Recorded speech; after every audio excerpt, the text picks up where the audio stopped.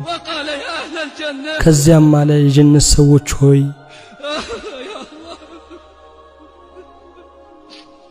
وقال يا أهل الجنة እናንተ የጀነት ሰዎች ሆይ ይላል سلام عليكم ሰላም በእናንተ ላይ ይሁን فلا ترد هذه التحية ይሄ ሰላምታ አይመለስም بأحسن من قولهم እንዲህ ከማለታቸው በተሻለ أنت السلام አላህ ሆይ ሰላም አንተ ነህ ومنك السلام ሰላምም ካንተ ነው تباركت يا ذا الجلال والإكرام የልቅናና የክብር ባለቤት ሆይ ጥራት ይገባ فيتجلى لهم ለነሱም ይገለጥላቸዋል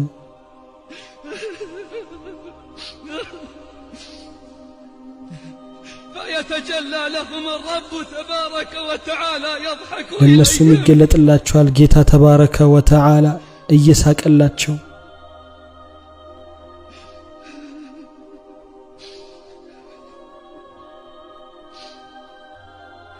فيتجلى لهم الرب تبارك وتعالى ይገለጥላቸዋል ጌታቸው ተባረከ ወተዓላ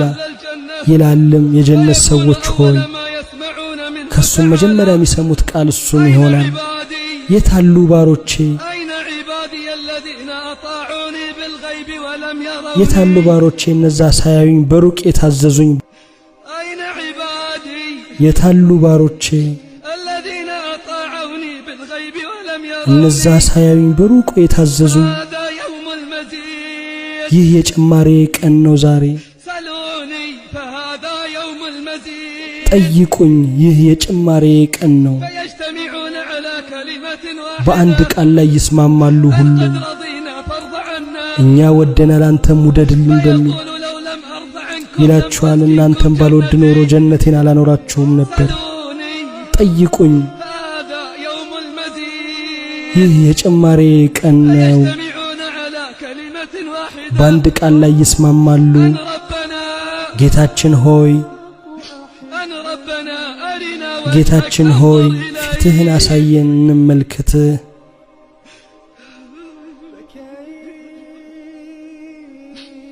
فيكشف لهم الرب جل جلاله ጌታ ጀለ ጀላሉሁ ግርዶሹን ይገልጥላቸዋል ويتجلى لهم ይገለጥላቸዋልም ጭምር ويغشاهم من نوره ከብርሃኑ ይሸፍናቸዋል الله تعالى ጥራት ይገባውና እንዳይቃጠሉ ባይወስን ኑሮ ሊያቃጥላቸው የሚችል ያህል ነበር فلا يبقى አንድም አይቀርም فلا يبقى في ذلك المجلس أحد አንድም አይቀርም በዚያ ቦታ ያለ ሰው ጌታ ተባረከ ወተዓላም ያናግራል ناظره مناظرة መተያየትን ይተያያል أنه يقول ለሱ እስከሚለው ድረስ فلان እገሌ ሆይ أتذكر يوم فعلت ይሄንን የሰራህበትን ቀን ታስታውሳለህ ወይ ببعض غدراته ዱንያ ላይ ከሰራው የተወሰኑ ጥፋቶቹ ያስታውሰዋል يا ربي ألم تغفر ይላል ጌታዬ ሆይ አልማርከኝም እንዴ